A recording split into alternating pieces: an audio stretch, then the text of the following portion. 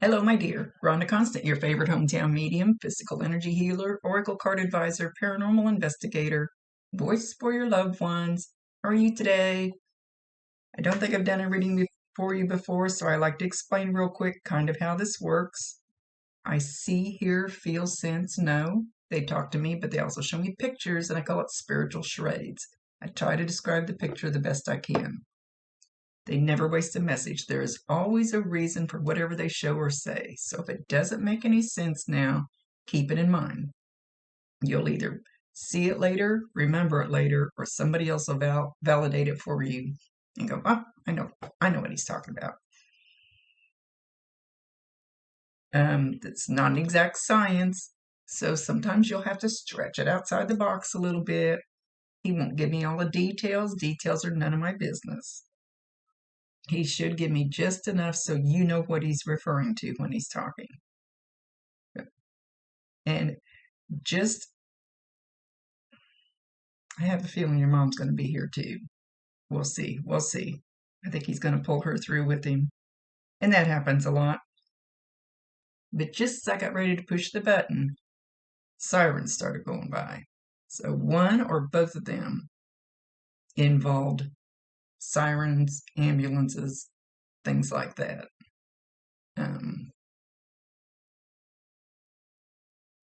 He keeps saying, I'm sorry I didn't mean to. I'm sorry I didn't mean to.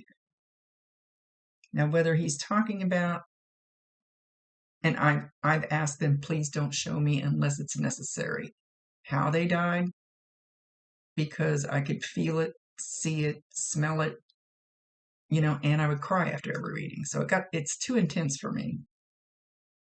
So not unless it's necessary. So we probably won't see that.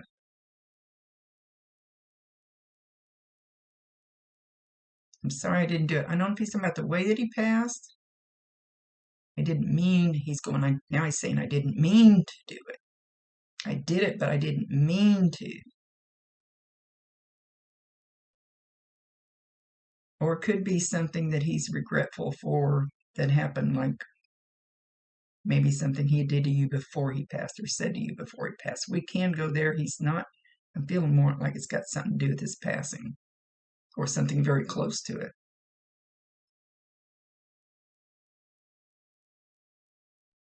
He says they scared me. I'm not sure who he's talking about or what he's referring to. They scared me. And it's more like people his own age, more like a group of people. I just have to repeat what he tells me. It's his show. It's his ball game. He can do anything he wants to within reason.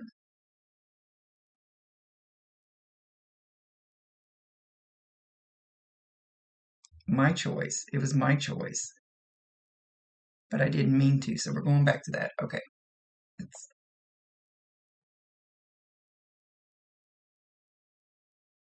He says, you need to know it didn't hurt.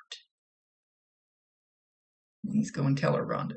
So, and I don't know, maybe he died in a car wreck. I'm just going to use that for an example. I'm not feeling that, but just for an example, you've heard people like be in a car wreck or something, some kind of type of an accident, and you hear them actually being like up above, like hovering and looking down and watching people work on their body. Or I hope this isn't too intense because it's so new. It's kind of like an out of body experience, but it's not. But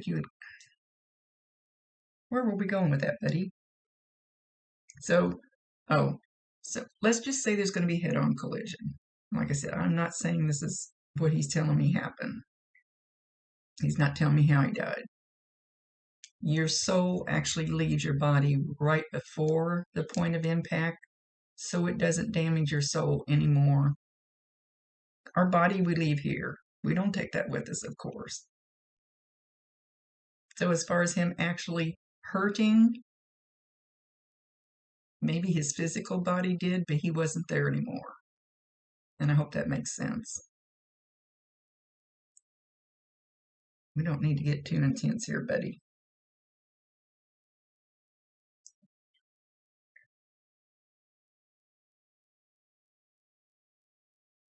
He's talking about giddy up, and he's on a horse, and he's galloping. Don't know if he looks like he knows exactly what he's doing riding this horse. He says, I'm the Marlboro, oh my goodness, Marlboro, like the cigarettes back in my day. And you're probably way too young to know about the Marlboro guy. Why can't I say that word? Must be my new teeth. He was a guy that advertised cigarettes on TV, which you can't do anymore. But he always rode a horse. He's kind of a macho guy, kind of a good-looking guy, I thought, back in the day. I'm not sure why he's referring to that. Maybe he smoked Marlboros. I'm not going to say that word anymore. Maybe you smoke. Nah, he's talking about this horse and him, so I don't know.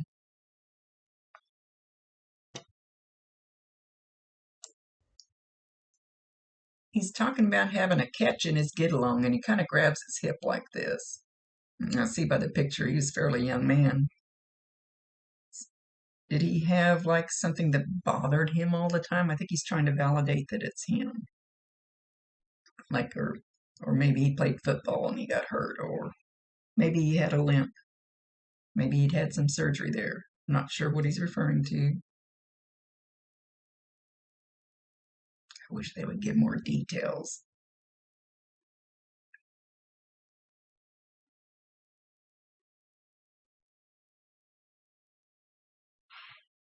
Okay, where are you? Okay, show me closer. He's showing you sitting on the side of, I assume, your bed, and you've got your head down, and you're praying for him. And you're talking to him, but you're also praying for him. You're praying for his soul. He hears you. I promise you 1,000%. He can hear you. He can see you. Talk to him all you want to.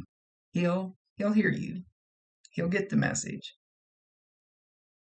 When my Bob left and I talked so much, I asked my woo-woo lady, I said, does he really hear me?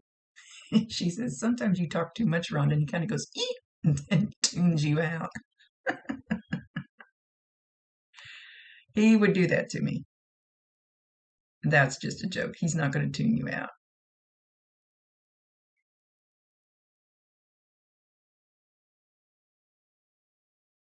At some point, you either have or you will. Now, he's still showing you sitting on the side of a bed. It could be you sitting anywhere. This could be exactly the way he's going to do it, or this could be he's just showing that he's going to do this somewhere. He's going to sit down beside you, and you should actually kind of maybe feel the bed like somebody's sitting beside you, but it probably won't be as strong as if a real person sat there. You might just feel a little, it may not be like a full body person, that weight.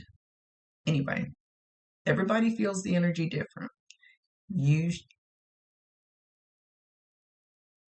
He's all around you. He's jumping around.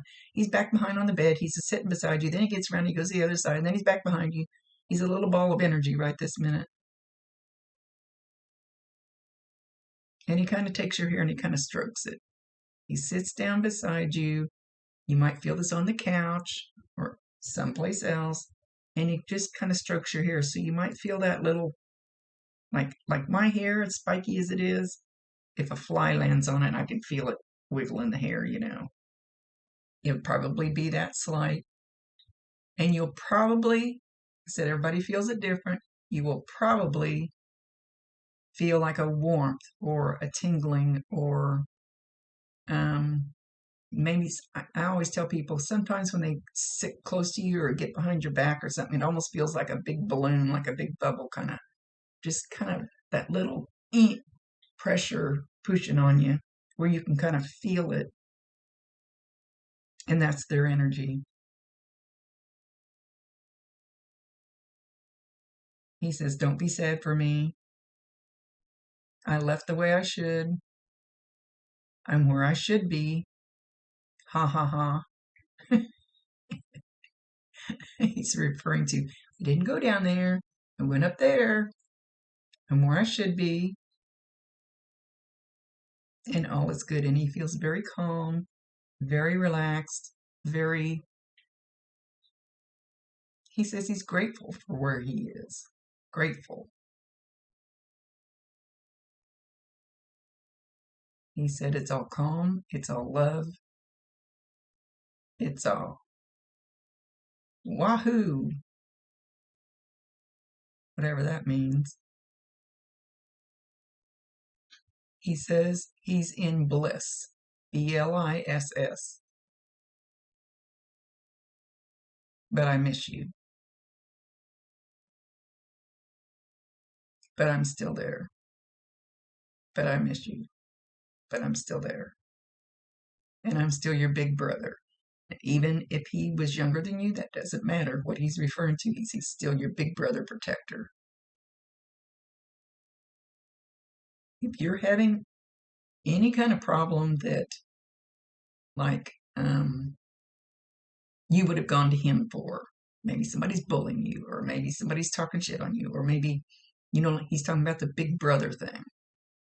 Any problem, ask him to help. They cannot override your free will choice. My guides have been thumping on me lately because I've been doing some dumb shit, and they just got to sit up there and watch me go, she's doing it again. We told her not to do that, and there's nothing we can do about it but watch this train wreck. That's my life. So he cannot override your free will choice, but he can help. So if you run into a sticky problem, ask him for help. Give him permission to help you. And then just kind of sit back and allow whatever comes in next. Maybe you'll see that person get their karma, or maybe you see that person get in trouble, or maybe that person will get fired for picking on you, or I just still feel the big brother energy. So it's something that a big brother would do.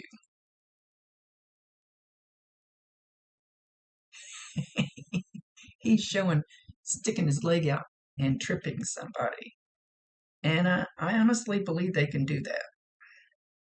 That doesn't mean every time somebody trips that somebody up there's tripping them.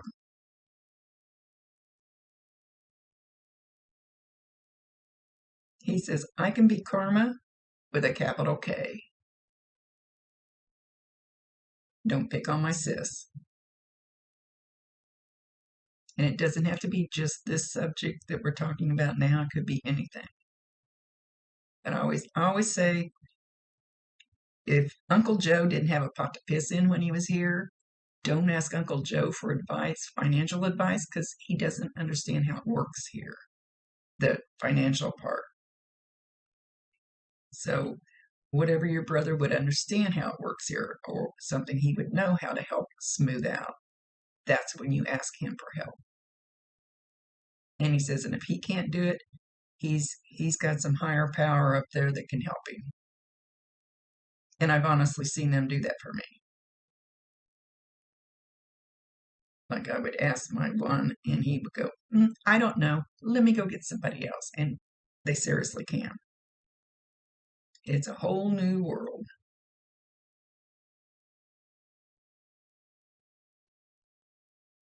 Okay, hang on. Okay, he says, I've got mom.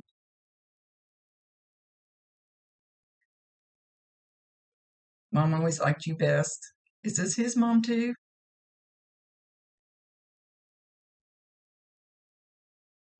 Mom always liked you best. I've got mom. Got her. Caught her. Picked her up. Met her.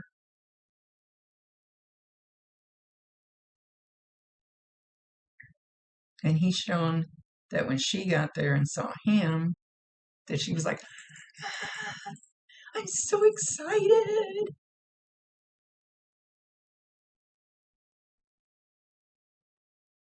Almost so excited to be like pee your pants excited. That excited. Better not mention that. I might do it. I'm old.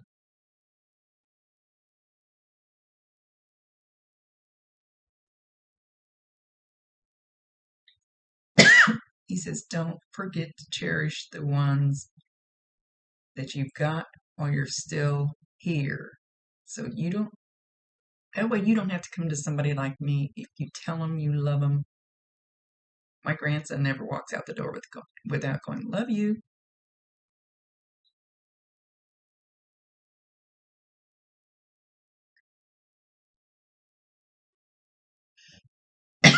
Excuse me.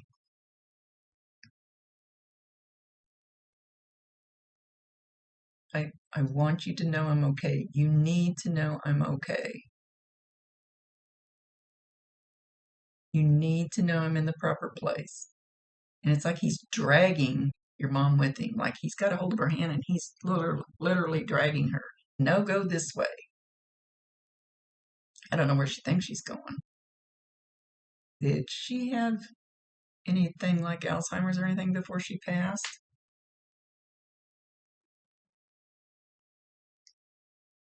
Whatever sickness we had here, we don't have it once we get there because that stays with our physical body. That's a physical thing. And we don't have any of that kind of ache or pain or, whether it's cancer or Alzheimer's or whatever it is, we don't have that confusion or any of that anymore because it stays with the physical body. He says, aren't you glad you met me? He's being kind of cocky about it. Aren't you glad you met me? Got a little ego going on there. And we really don't have ego when we go up there either. We drop all those negative, heavy energies. He's he's being funny.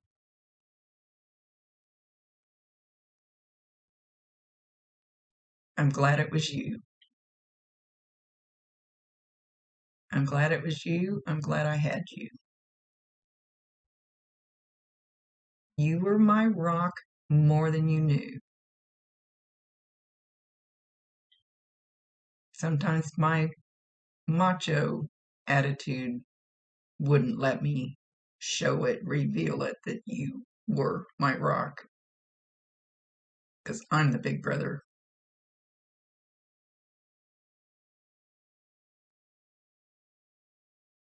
Can't show weakness, but I love you.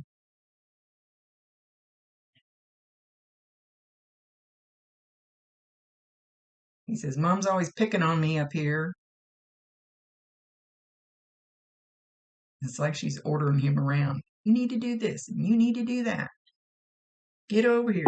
Get over here and move this. There's validations. There's 2 validations, the little dings.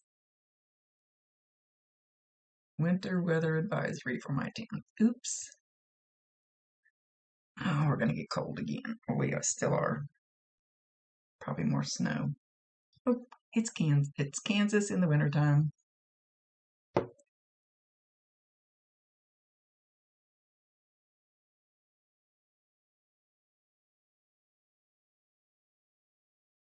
Don't let anybody walk on you. Don't let anybody walk all over you. Don't let them do it.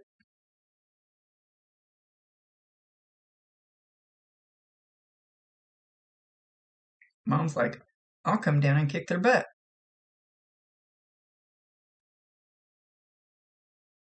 He says, you have to stop them. You have to stop them. So if somebody's trying to walk on you, he's trying to tell you don't let them. Don't give in.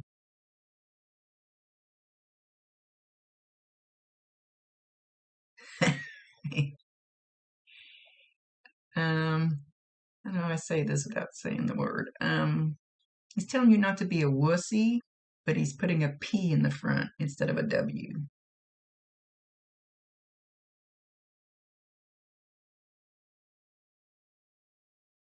Be strong and ask us for backup strength.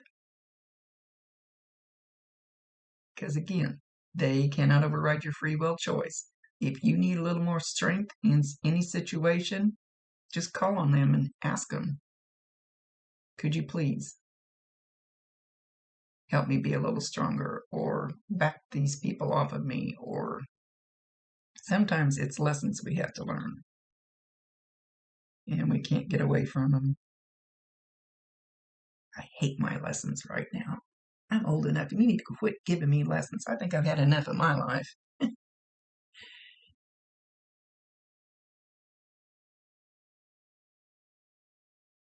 Mom's in the background. She's going, "We love you. We love you. We're proud of you." Now she's jumping up and down. Oh, why she's jumping up and down. You may hear that sound. Oh, that's what I was going to ask you because I need to get off of here.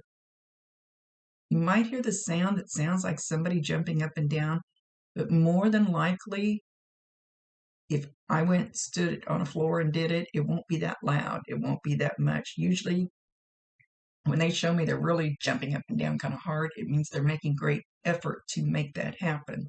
So if you hear a thump, thump, or something, know that that's Mom.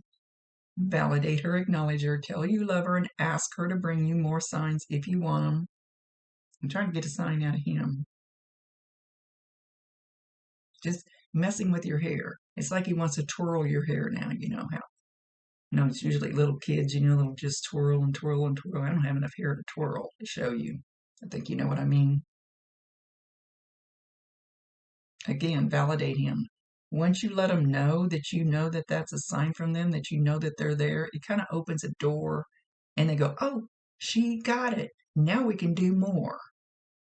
That's totally up to you.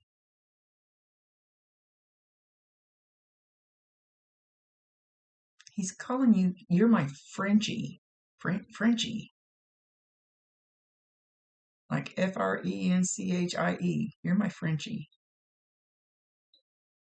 That might be one of those things you have to stretch outside the box, but that's the word it sounded like. Okay, so with that, they're leaving because they're going in the kitchen and they're gonna. Well, I thought she was cooking, but I think they're getting ready to sit down at the table and play a game or play cards or something. He says, "We're just hanging out. We're chilling. All is good. We are good. We are fine. We love you and always will. Love never dies."